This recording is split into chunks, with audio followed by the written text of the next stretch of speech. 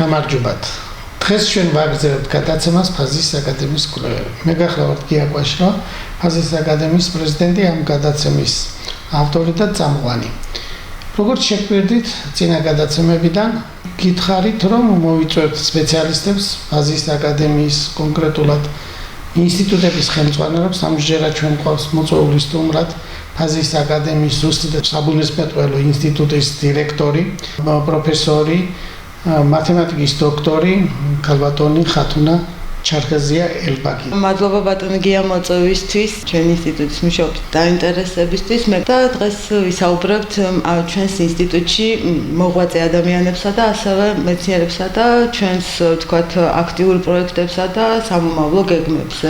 უპირველესად გვაინტერესებს ჯერ თქვენთან დაკავშირებით, გვიანბეთ საზოგადოებას გავაცნოთ თქვენი მოღვაწეობა, თქვენი საქმიანობა მათემატიკის მეცნიერების მიმართულებით.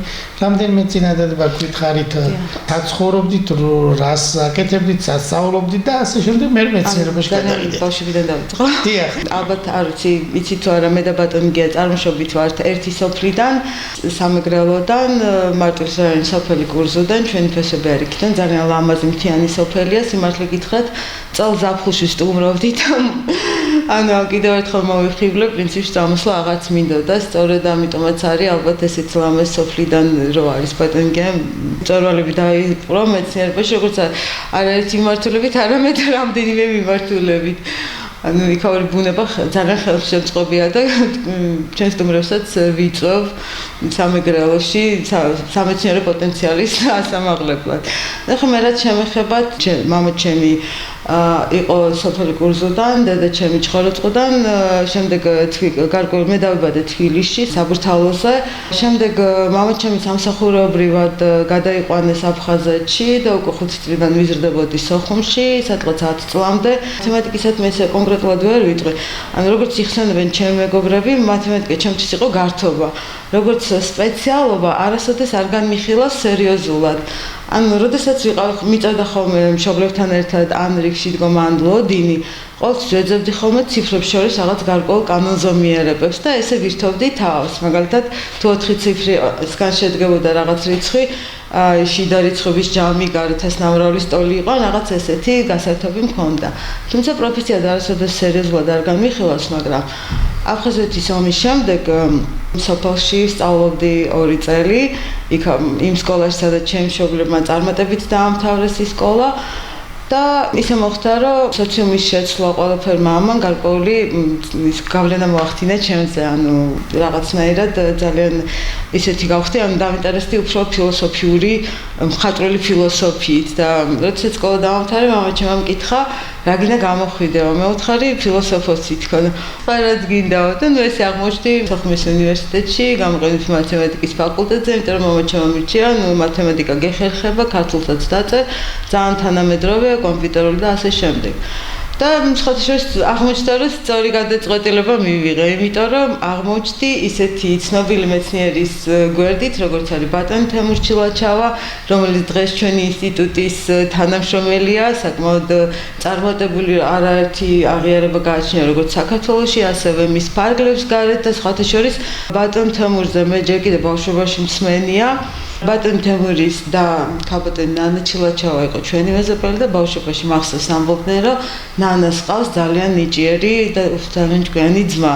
და ჩემთვის იყო რაღაცა როგორ გაუმართლა რა ჭკვიანი, იმიტომ რომ რატომღაც ყოველთვის ცოდნა იყო ჩემთვის ერთ-ერთი უმნიშვნელოვანესი საზომი კი არა და ღირსება ადამიანის და რაღაც იმასავით იყო, ნატრასავით. სამწესაბედნიერად ეს ნატრა ამიხდა, ბატონი თემურის მართლა დიდი წვლილი შეიტანა იმაში, რომ მე დღეს მეცნიერების გზაზე ვდგავარ, იმიტომ რომ ეს არის ადამიანი, რომელსაც კარგად ესმის თუ რა არის მეცნიერება და რა არის ცოდნა. ანუ ცოდნას თუ ჩაკეტავ, ის ვერ გახდება, ვერ გაბევრდება.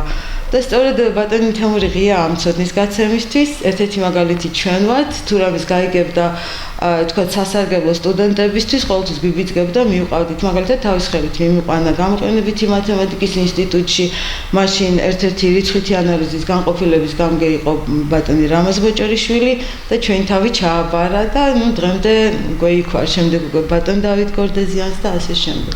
წლების წინ ილია ვეკუას სახელობის გამოყენებითი მათემატიკის ინსტიტუტში ჩატარდა საერთაშორისო კონფერენცია და სტუმრად ყავდა ერთ-ერთი უნგრელი მეცნიერი, რომელიც აღრთოვანდა ქართველებით არა მარტო თქვათ ჩვენი სამეცნიერო ჩატარებული ფორუმით, არამედ ჩვენი ადამიანური თვისებებით და ღირსებებით და ქართველებიო მაგონებთო იმას რა ქვია მზესმზირის ყვავილ, მზესმზირა ბრუნავს მზის მიმართულებით და მზეს შეხურებს. ანუ თქვენ მზის ხალხი ხართო, მზესად გაბადებული და სიყვარული ცალსე. და ერთი ლექსი გვითარგმნა, რომ ანუ სიყვარული არის ქვიშასავითო, ხელზე თუ დაიყრი და მოუჭერ ქვიშა გაგებნება და ძალიან დაპატარავდება, თუ გაშლი ხელს ის მუდამ იმდენი იქნება და პირიქით უფრო გაბევრდება და სწორედ ამის ეს იგივე შეიძლება ითქვას მეცნიერებასა და ცოდნაზე, რასაც ბატონი თემური ისეულად ანუ ეს გასისხორცებული აქვს ალბათ დაბადებიდანვე და ამას დღემდე თავის მოღვაწეობით ამტკიცებს.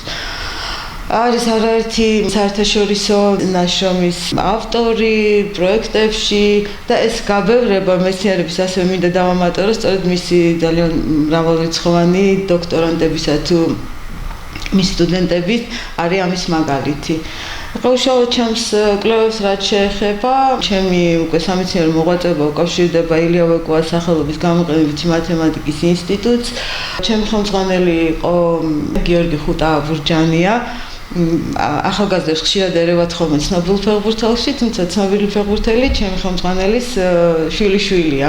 დეხუმრებოდი კიდეც, რომ ადრე პატარა გიორგი იყო ცნობილი პროფესორის შვილიშვილი, ეხლა თქვენ ხართ ბატონო, პირიქით ცნობილი ფეხბურთელის ბაბუა, ის უხარია მამულსაო, ეს ეხუმრებდა ხოლმე კი ბატონო კი. და ბატონ გიორგის ხელმძღვანელობით არაერთი სტატია გამოვეცით და მონაწილეობით სხვადასხვა საერთაშორისო პროექტებში.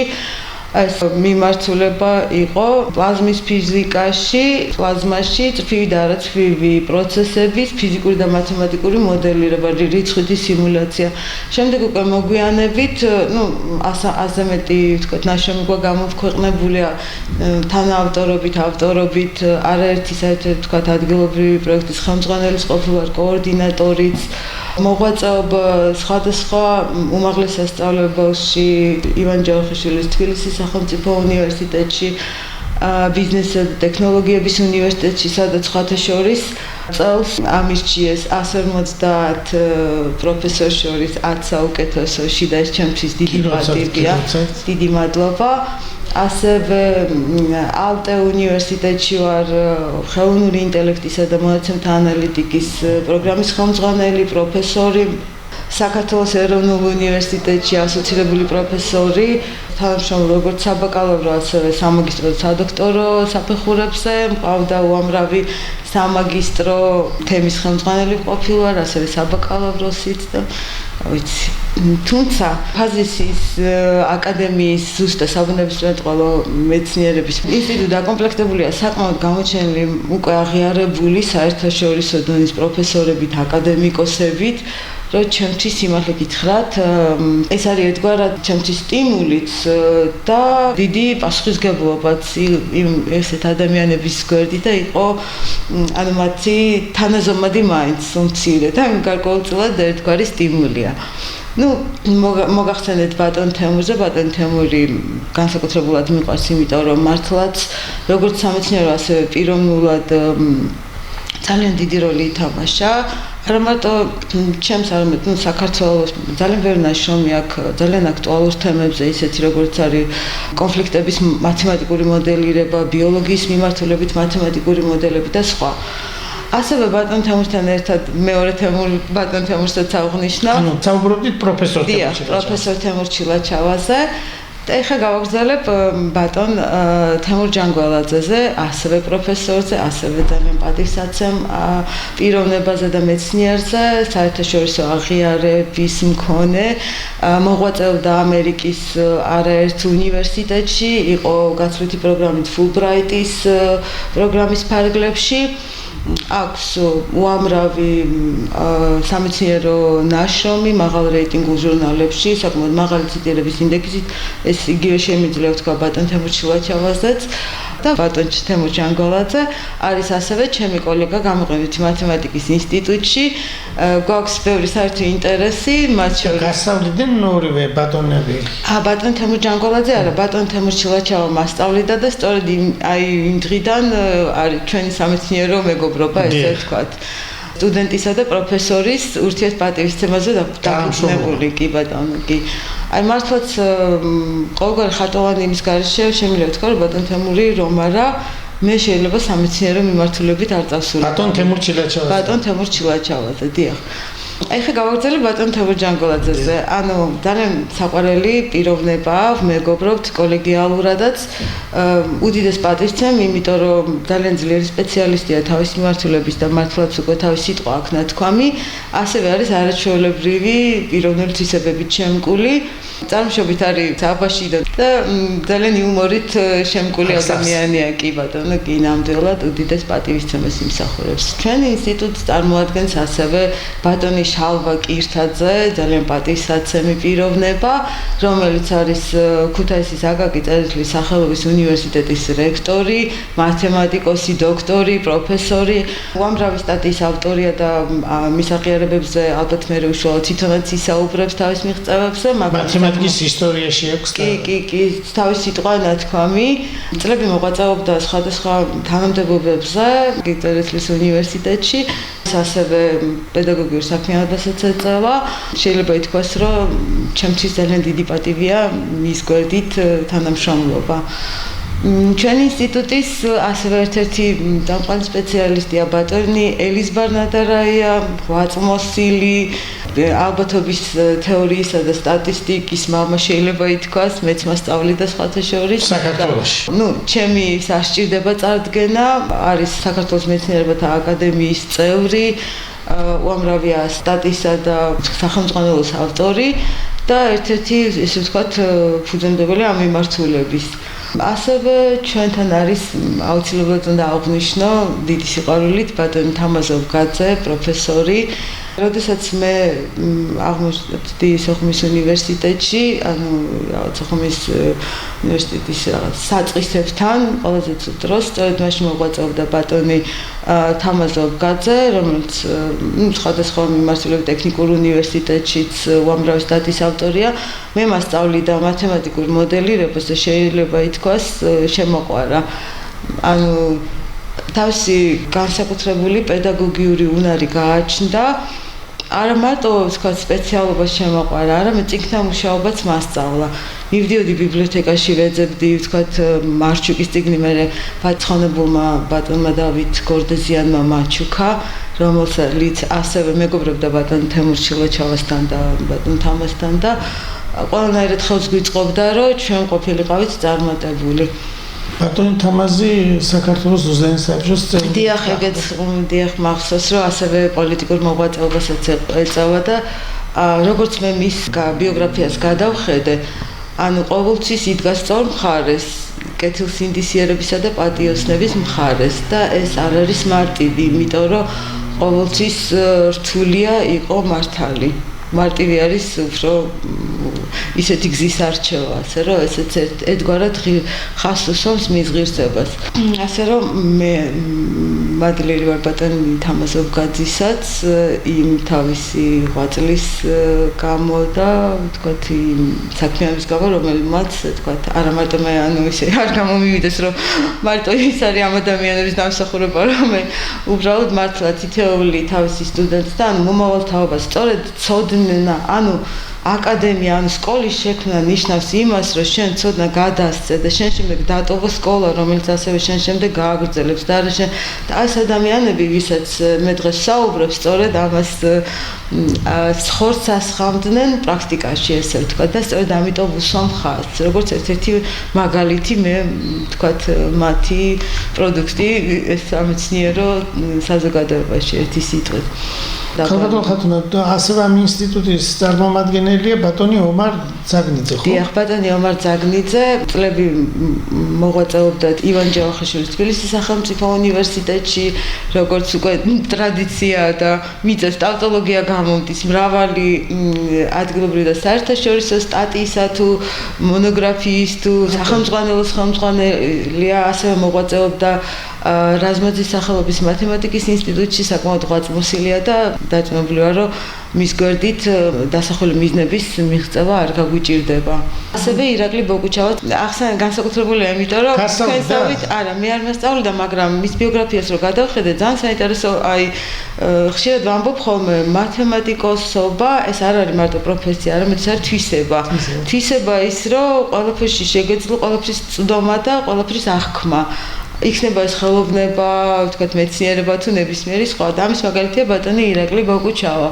იმიტომ რომ აღმოჩნდა, რომ ბატონი ირაკლი წარმატებულ მათემატიკოსებასთან ერთად არის პოეტი, მწერალი, პუბლიცისტი და არაერთი წიგნის ავტორია. ამ მიმართულებითაც მრავალმხრივ ნიჭიერი და სხვათა შორის ქალბატონ ხათუნა მან ორგანიზება გაუკეთა 200-მდე ბავშვის. თქვენ იცით, რომ უცხოეთში გააგზავნა სასწავლებლად სკოლებში. აი, კიდევ ერთი მაგალითი იმის, რომ რასაც გასცემ შენია. ინსტიტუტის განვითარებასთან დაკავშირებით ჩვენ ახლა საგრანტო რაღაც კონკურსებში მონაწილეობას ვღებულობ და თქვენ რა მოსაზრებები ან რას ფიქრობთ, ეს ყველაფერი შეგიძლიათ მითხრათ? ანუ ჩვენ როგორც ხედავთ და არაერთი სხვა ღირსეული წარმომადგენელი ყავს ინსტიტუტს, საკმაოდ პოტენციალი აქვს, რომ როგორც აქტიურ პრობლემებზე იმუშაოს, დღეისთვის აქტიურ პრობლემებზე, ასევე სამომავლო გეგმებით შეიმუშაოს და გარკვეული წვლილი შეიტანოს, აი თქვათ, იმ საერთო საქმეში, რასაც ფაზისის აკადემია ქვია. თუმცა ფაზისის აკადემიის მიზნებიდან გამომდინარე, თქვათ, როგორც აქტუალურ პრობლემებს შეეხება, რაც თქვათ აკადემიის როგორც ესეთი ძლიერი ინსტიტუტის საფუძველს ესეთ პროექტებსაც გეგმავთ, რაც დღესაც რომელშიც შედის თქვათ დღესაც აქტუალური პრობლემის გადაჭრა, ასევე მათი პოპულარიზაციის გზების ძიება და თითოეულ ადამიანამდე გასაგებ ენაზე ამის მიტანა, რისი დიდი გამოცდილებაც ბატონ გიას აქვს და ბატონ გიასთან ერთად თქვათ გეგმავთ ამის განხორციელებას. ასევე ვფიქრობ, ჩვენი დღევანდელი კვლევები, დიდი ნაწილი ვთქვათ, როგორც ფუნდამენტური, ასევე ფუნდამენტური გვიქმნის საფუძველს იმისთვის, რომ გამოყენებითი კვლევები ვაწარმოოთ, ჩვენ გამოყენებითი მიმართულებაც გვაქვს და ამაში აქტიურად გეგმავთ ხელოვნური ინტელექტის უკვე დანერგილი გვაქვს ხელოვნური ინტელექტის მეთოდები. და ალბათ ვეცდებით, რომ ეს გარკვეული რაღაც სამეცნიერო პოპულარული, ვთქვათ, ლექციათა სერია გავაკეთოთ, რომ ფართო აუდიტორიას მივაწოდოთ. ამით გაიზრდება საუნივერსიტეტო კურსებში მათემატიკოსების კი ბატონო, პერიოდში ცოტა დაბალი ჩანს. კი, ეს არის სერიოზული პრობლემა, იმიტომ რომ საუნივერსიტეტო სივრცეში ის მიმართულებები, რომელშიც მათემატიკოსები ვართ ჩართულები, საკმაოდ მაღალანაზღაურებადია ჩვენთან შედარებით. ამიტომ აკადემიურ წრეში დიდად არ არიან მოხიბლულები ახალგაზრდები, რომ გარკვეულწილად თქვათ ამ თვალსაზრისით დიახ, ყოველთავიანთი განვითარება. მაგრამ ჩვენ ვეცდებით, რომ თქვათ ეს სიყვარული აი პატარა ასაკიდანვე გავუღვივოთ იმდენად, რომ მათთვის ეს გახდეს თქვათ უმნიშვნელოვანესი და რაღაცნაირად ეს მდგრადობა იქნეს შექმნილი ამ მიმართულებით. თქვენ რას ფიქრობთ, რაც ვერ თქვით, კიდევ უფრო გაშალოთ და გავხთ ამის თავისუფალი საშუალება საზოგადოებას უთხრათ კიდევ ბევრ რამ. მაგალითად მათემატიკის მიმართ ინტერესს რომ გავაძლიეროთ, იმიტომ რომ საქართველოში ზოგჯერ გავრცელდა ინფორმაცია, ჩვენ არ ჭირდება ფუნდამენტური მეცნიერები და არ არსებობს ქვეყანა, ქალბატონო ხათუნა, თქვენ ხო ნამდვილად იცით ეს, რომ სახელმწიფო შეიქმნა, სადაც ფუნდამენტური მაგალითად მათემატიკა, ფიზიკა და ქიმია, ბიოლოგიის მიმართულებით თუ არ იქნება ქვეყანა, ის არ შემდგარი ქვეყანა იქნება და ამ ხრივად სურვილი გაქვთ ისაუბრეთ. კი, რა თქმა უნდა, იმიტომ რომ ჩემთვის ცოტათი გასაოცარია, როგორ შეიძლება ფუნდამენტური არ გინდოდეს. ეს მათემატიკა ხო არის იმ პროცესების, რაც რეალურად ბუნებაში მიმდინარეობს, რაოდენობრივი წარმოდგენა. ნებისმიერ მიმართულებაში იქნება სოციალური, ტექნიკური, ეკონომიკური თუ ასე შემდეგ, ნებისმიერ მათემატიკა არის ერთგვარი ფუნდამენტი. მათემატიკური აზროვნება და განსაკუთრებით აი მაგალითად აკადემიურ წრეებში დღეისთვის ძალიან პოპულარული პროფესია კომპიუტერული მეცნიერება. მთლიანად არის დაფუძნებული მათემატიკურ იმაზე, ცოდნაზე. თუნდაც ის მაგალითად აი ეს ხელოვნური ინტელექტის შესაძლებლობები არის მათემატიკური მოდელი, რომელიც სტატისტიკური მოდელებია, ვთქვათ, ინტეგრირებული და პროგნოსტულ იმას, რა ქვია, კვლევის ინსტრუმენტებს გვაძლევენ. აქედან გამომდინარე, ჩემთვის ცოტათი უცნაურია. სწორედ ამიტომაც მე მაგალითად ხშირად განსაკუთრებით პირველ კურსელებს აქვთ ხოლმე ესეთი პრობლემა. ანუ არა მარტო პირველ კურსელებს შემიძლია განმოვსწრო, რომ ბავშვობიდანვე, აი დაბადებიდანვე ბავშვი სამყარო შეიმეცნებს შეხებით. ამიტომ ისევე როგორც ჩემი სტუდენტები და გამომდინარე განმეზოგადებ მოსწავლეებიც, მათემატიკა, რადგანაც ცოტათი მაინც აბსტრაქტულია, დამყავს ხოლმე, ანუ ვუხსნი ვაჩვენებ მაგალითებამდე, რატო არის საჭირო. მაგალითად, ერთ-ერთ ლექციაზე, სხვადასხვა იცით, რომ ალგებრა, გეომეტრია, შემდეგ უკვე კალკულუსი, 1-2, იქ დისკრეტული მათემატიკა, მას რა გვინდა ამდენი მათემატიკა და დეტალურად ნაბიჯ ვუხსნით თუ რას აკეთებს მაგალითად რიცხვითი მეთოდები, ანუ ალგებრა რას აკეთებს, გეომეტრია, ოღონდ რეალურ მაგალითებზე, იმიტომ რომ ეს არ არის მათემატიკოსები გაერთნენ და რაღაცები მოიგონეს დროის მოსაკლავად. არა, ყველაფერი მოდის სამყაროს დაკვეთიდან, რეალური ამოცანებიდან. მაგალითად ის, რომ ვთქვათ, თუ გვინდა რაიმე პროცესის შესწავლა, კალკულუსის ერთ-ერთი უძლიერესი ინსტრუმენტის დიფერენციალის გარეშე შეუძლებელია, იმიტომ რომ სწავლობს ცვლილების პროცესს. ნებისმიერ იქნება ეს ვალუტის კურსი, თუ თქვათ რაღაცა იქ ბაქტერიების დაცვლილება, ეხა როგორია, როგორ თვისობრივი თუ ხარისხობრივი შესწავლა აუცილებელია ეს მათემატიკა. მე ამის ყველაფრის მანქანურ ენაზე თუ გვინდა გადათარგმნა, მანქანას არ აქვს უსასრულობა. ანუ ის შესაძლებლობები უნდა შევისწავლო, რაც მანქანას გააჩნია. და ამისთვის გვჭირდება დისკრეტული მათემატიკა გარკვეულწილად. ასევე არა მარტო სხვა დანიშნულებაც აქვს უამრავი, მაგრამ ერთ-ერთი მაგალითი შეიძლება ეს იყოს. თუ გვინდა პროცესების, თქვათ, ის ამოცანები, იმიტომ რომ იცით, რომ რეალური ამოცანები საკმაოდ რთულია, გადახვართული იმებით, რა ქვია, წევრობით და მისი ანალიზური ამოხსნა კერძო შემთხვევების გარდა ყოველთვის არ არის შესაძლებელი. თუმცა თანამედროვე კომპიუტერული რესურსები გვაძლევს იმის საშუალებას, რომ მოვახდინოთ მათი რეალიზაცია. ამაში უკვე რიცხვითი მეთოდები შემუშავებული ჩვენი არაერთი და სხვათა შორის ქართველებსაც საკმაოდ ძლიერი დიდი სიტყვა ვთქვამთ ამ მიმართულებითაც რიცხვითი მეთოდების განვითარების. ამ რიცხვითი მეთოდების ვთქვათ ერთ-ერთი მამა და შეიძლება ითქვას ყავს გამოყენებითი მათემატიკის ინსტიტუტშიც ბატონი თამაზ ვაშაყმაძე და მე ვწილად ვხვდა მის გვერდით მოღვაწეობის. და ეს ყველაფერი კომპლექსურად იძლევა საშუალებას რეალური ამოცანები იქნეს გადაჭრილი. თუმცა რეალური და გამოყენებითი ვერ იქნება, ვთქვათ, ვერ იარსებებს თუ არ შეიქმნა ფუნდამენტური ინსტრუმენტები ამ გამოყენებითი მეცნიერებებისთვის, ასე რომ ჩემთვის ცოტათი საოცარი ესეთი მიდგომები. წმინდა მათემატიკური შედეგები აუცილებელია გამოყენებითი მათემატიკის. დიახ, გამოყენებითი იყენებს იმას, რის ბაზასაც გვაძლევს ისე საზოგადოებამ რომ იცოდეს გამოყენებითი მათემატიკა ყალიბდება ჯერ. კი, რა თქმა უნდა, დამკვეთია.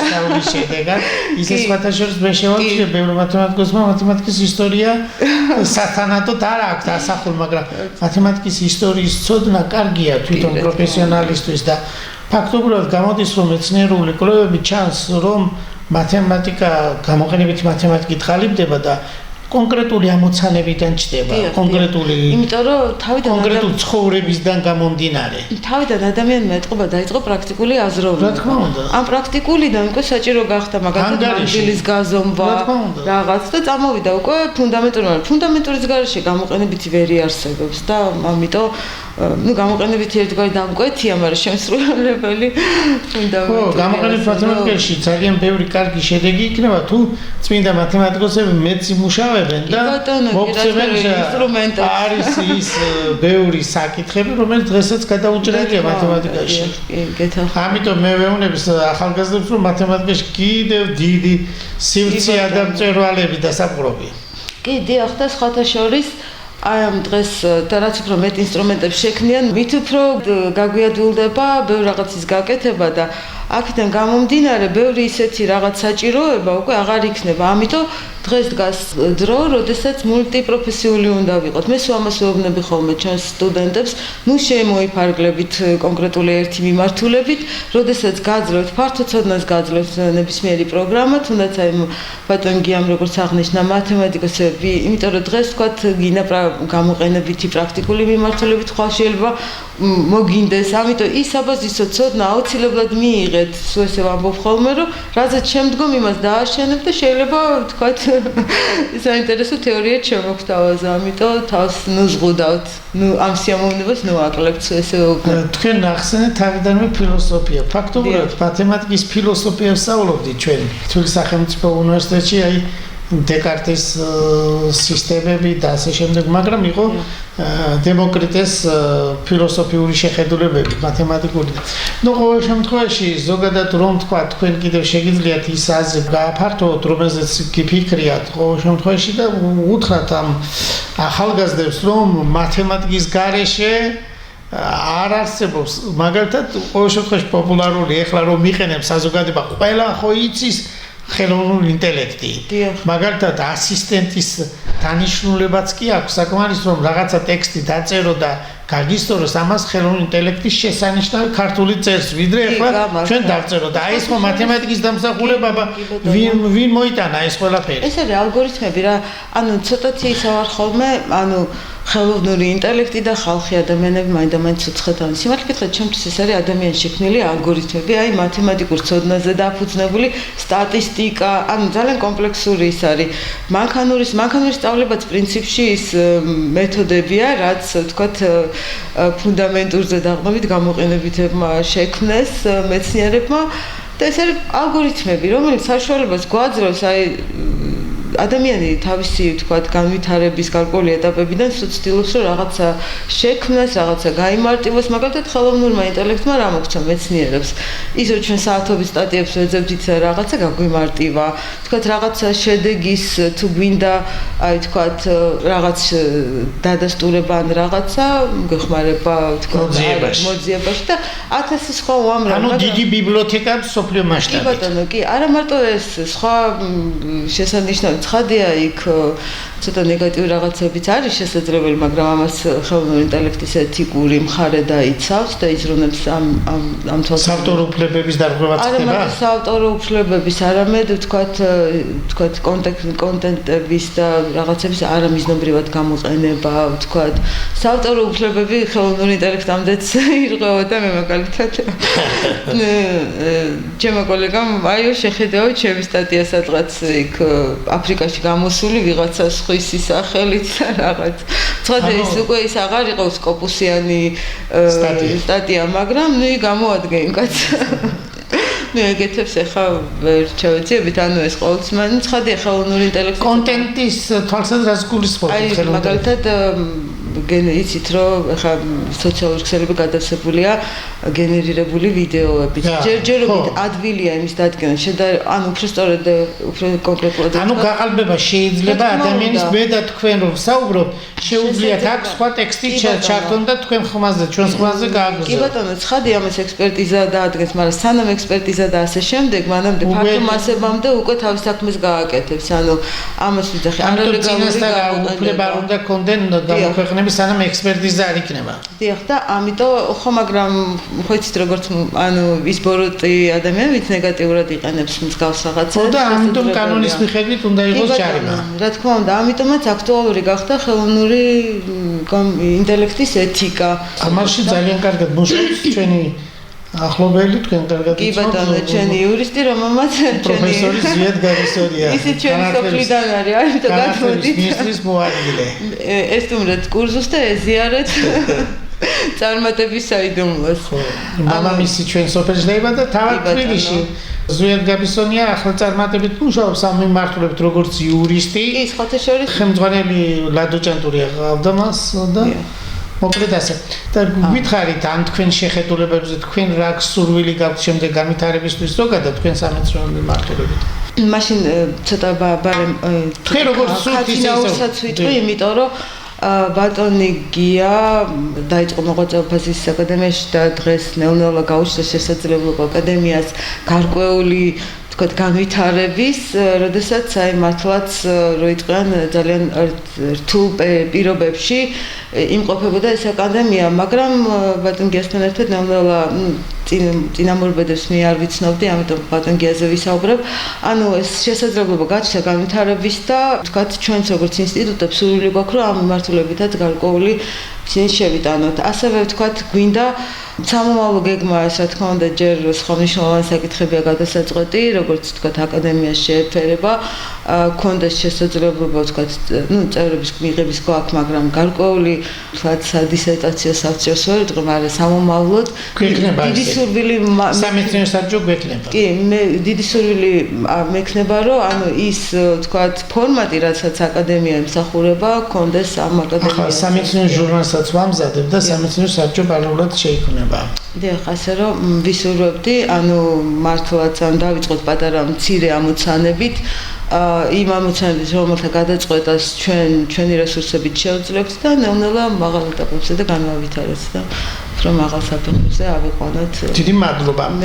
კიდევ შეგიძლიათ რამდენიმე სხვა სიტყვაც ბრძანოთ თუ ისევ ინსტიტუტებს დაუბრუნდეთ, ანუ თქვენ დასახელეთ 7 წევრი ფაზისის აკადემიის ზუსტი და საბუნებისმეტყველო ინსტიტუტის.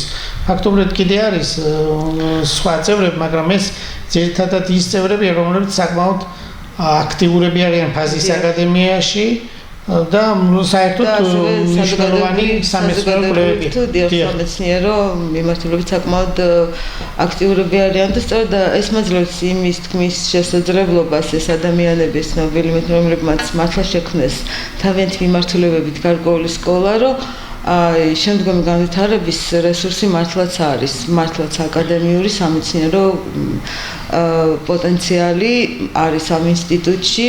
მე ცხადია მოხარული ვიქნები, თქვათ, ის დასახული მიზნები, ის რაც უშუალოდ ინსტიტუტში გვაქვს და ასევე, თქვათ, აქედან გამომდინარე ფაზისის აკადემიის გარკვეულ მიზნებს ვაღწიოთ და რა თქმა უნდა, ვიცი რომ შესაძლებელია, იმიტომ რომ მე მიწევს ესეთი ძალიან ცნობილი ადამიანების და წარმატებული ადამიანების, ვინც დღესაც აქტიურად მოღვაწეობენ. ანუ არა ის ისე რომ შექმნეს და თაროზე შემოდის, დღესაც აქტიურად მოღვაწეობენ და ფიქრობ რომ ეს შესაძლებელია მათი ძალისხმევით. ცხადია, ხა ის თქვენ როგორც აღნიშნეთ, აი იმ საპროექტო განაცხადზე დავიწყეთ მუშაობა. ეხლა მე უბრალოდ ველოდები, თქვათ, ის ძირითადი მიზანი და მაგას მოვარგოთ მე ჩვენი გარკვეული ამოცანები, რომ თავდაპირველად, როგორც სწორად აღნიშნა ბატონმა ალექსანდრ რუსეცკიმ რაღაც ისეთი, ანუ აღქმადი და მისაღწევი გეგმები დავისახოთ და ჩვენ ინსტიტუტებმაც თქვათ მოვერგოთ ამ აკადემიის მიზანს, ამის მიხედვით ჩამოვაყალიბოთ ამ ამოცანები. ამის შემდეგ მე უკვე ცხადია შიდა საინსტიტუტო საქმე, ანუ განხილვებს დავიწყებ ჩემს კოლეგებთან ერთად, როგორც გითხარით, საკმაოდ პატივსაცემი ადამიანები არიან და ჩემთვის ცოტა ისეთია იქნება გარკვეულად, მაგრამ დარწმუნებული ვარ, რომ საკმაოდ ღირებულ რჩევებს გამიზიარებენ და ბატონ თემურ ჩირაჩავა, ცხუმაფხაზეთის მეცნიერებათა აკადემიის პრეზიდენტია და თავად ისინიც მუშაობენ ამ ინსტიტუციური განვითარებისთვის, ანუ რაღაც ნაწილად მომზადებული არის. ჩვენ ახლა მაყურებლებს ვეუბნებით, რომ პირველი შემთხვევაა, რომ რუსთაველის ფონდის გარდა საქართველოში სახელმწიფომ გამოყო გრანტი ყოველ შემთხვევაში IP ორგანიზაციების ინსტიტუციური განვითარებისთვის და ძალიან დიდი შრომა და ენერგია არის ამაში ახლა უკვე ჩართული. ფაქტობრივად მუშაობის პროცესში ვართ ორივე აკადემია და ეს მარტივი არ არის ამის ჩამოწერა და ყოველ შემთხვევაში პრიორიტეტები, რომელიც იქ 12-ია ჩამოთვლილი იმ სისტემაში ჩავერთოთ. ქალბატონო ხათუნა, კიდევ ხო არ დაამატებდით რამეს საზოგადოებას ყოველ შემთხვევაში რაღაცაც ახალგაზრდებს მოუწოდოთ? ანუ კარგით, მაშინ ახალგაზრდებს მოუწოდებ, ანუ ყველა იმ ადამიანს, ვინც დავასახელე, ვისაც მართლა დიდი წვლილი აქვს.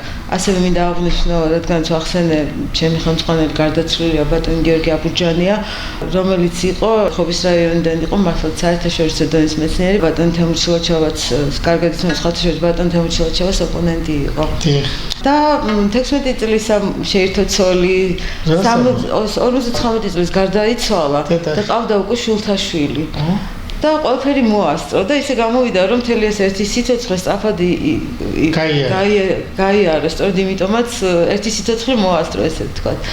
სამეცნიერო იმასთან ერთად ასევე მადლობდა ცხოვრებისეულ რჩევებსაც. ისიც მოგეხსენებათ კურზუდან არის მისი მეუღლე კაპიტანი ლეილა ლაშხია.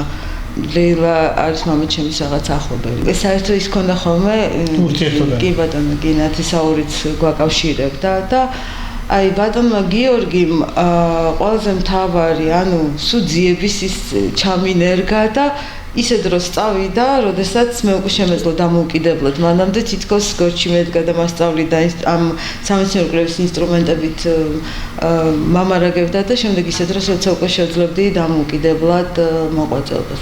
ყველაზე რთულ პერიოდში ასევე ისიც ბატონ თემურის ჩილოჩავას დამსახურება იყო, რომ ჩვენ გვასწავლიდა ისეთ ცნობილი პროფესორები, როგორც დავით გორდეზიანი. დავით გორდეზიანი იყო არამარტო საქართველოს მეცნიერებათა აკადემიის წევრი, ასევე საფრანგეთის მათემატიკის აკადემიის ხელმძღვანელიც იყო, პრეზიდენტიც და საკმაოდ დიდი გავლენა ჰქონდა არამარტო საქართველოში, ასევე საერთაშორისო ასპარეზზე. დიახ და ამ კაცმა ნაბიჯ ჩვენში გააცოცხლა არამარტო ეს სიყვარული, არამედ ამის ვთქვათ მათემატიკისადმი, არამედ ჩაგვინერგა უბრალოდ სიყვარული ჩემს თვალწინ იცვლებოდით თქვენი თვალებით ჩემს თვალწინ, იმიტომ რომ ჩვენ ვიყავით ესე ვთქვათ ომის ბავშვები რაღაცა დამძიმებული იქ რაღაც მოგონებები და ასე შემდეგ და ჩემს თვალწინ ცოცხლდებოდაო თქვენი თვალებიო, ესე გიყვებოდა ხოლმე ბატონ დავით გორდეზიანის ხელმძღვანელობით მე და ნანა დიხამიჯამ ავიღეთ პირველი ადგილი საქართველოს მასშტაბით სტუდენტურ ოლიმპიადაზე და ეს იყო ჩვენი ერთ-ერთი ასე ბატონები. და მე ახალგაზრდებს მინდა ვუთხრა სწორედ ის რაც აღნიშნე, რომ ყოველთვის ამას ვაკეთებ ხოლმე, რომ შეზღუდავთ, ეხა არის ის ასაკი გაქვთ, როდესაც ღრუბელივით ისრუტავთ თქვენი გონება ცოდნას. თან ეს ცოდნა არის ისეთი რაღაცა, რომ შეიძლება გონიათ რაღაც დაგავიწყოთ, მაგრამ რეალობაში არსად არ მიდის, ილექება თქვენში და თითქოს საჭირო თაროზე შემოდოთ. და როდესაც დადგება დრო, დაგჭირდებათ ეს ცოდნა, იმ თაროდან შეგიძლიათ აიღოთ და განაახლოთ და ასევე დაამატოთ მომალი, იმიტომ რომ ჩვენ აი დღეს ცხოვრობთ ეს როგორც უკვე აღნიშნე მულტიპროფესიის ეპოქაში და ჩვენ ესე ვთქვათ თქვენზე უფროსი თაობა სულ ადაპტირდებით ხოლმე ამ გარემოში და თქვენ გქონდეთ ეს შესაძლებლობა, ლავირების შესაძლებლობა, ეტყვით თქვენ თავს ცოდნაზე უარს და ეტყვით თქვენ თავს ამ სიამოვნებაზე უარს. ასე რომ ცოდნა ძალა ერთი სიტყვით და დიდი მადლობა ქალბატონო ხათუნა შესანიშნავი ინფორმაციის მოწოდებისთვის და საერთოდ თქვენი საქმიანობისთვის მეცნიერებაში ასეთი წარმატებული რომ გძანდებით და გისურვებთ მეტად წარმატებებს. დიდი მადლობა. საქართველოს სჭირდება თქვენნაირი ახალგაზრდა მეცნიერები, საერთოდ ქალბატონები მეცნიერებაში უფრო მეტი გჭირდება და ბალანსი ქალისა და კაცის უნდა იყოს მეცნიერებაში ასე თუ ისე დაცული. ყოველ შემთხვევაში იცოდნენ ქართველებმა და იციან კარგად რომ ნობელის პრემია მხოლოდ ქალს აქვს ორჯერ მიღებული ვიდრე მამაკაცებს. ხო და ეს მარია კიური იყო, რომელიც ქიმიასა და ფიზიკაში მიიღო ნობელის პრემია. თუ არ ვცდები კიდე არის ერთი კაცი, რომელსაც ორ დარჩებს, მაგრამ ვერ ვიხსენებ ახლა სახელს. ეს ახლანდელ პერიოდში, მაგრამ პირველ შემთხვევაში მარია კიური. მე მინდა თქვენ კიდევ მოგიწვიოთ შემდეგში, რაც განვითარება ექნება ჩვენს ფაზის აკადემიის ინსტიტუციურ თვალსაზრისით და მე კიდევ ვისაუბრებ საზოგადოებას გავაცნოთ, განსაკუთრებით ახალგაზრდებს, რომ მეცნიერება აუცილებელი ჩვენი კარგად ცხოვრებისთვის, ეკონომიკურად განვითარებისთვის. დიდი მადლობა მოგზაურობისთვის. მადლობა თქვენ მოწვევისთვის და რომ მომეცით შესაძლებლობა გამეცნო როგორც ჩემი თავი, ასევე ჩემი ინსტიტუტის თანამშრომლები ფართო საზოგადოებისთვის. დიდი მადლობა ამისთვის. კარგად გრძანდებოდეთ. გამშვიდობებით.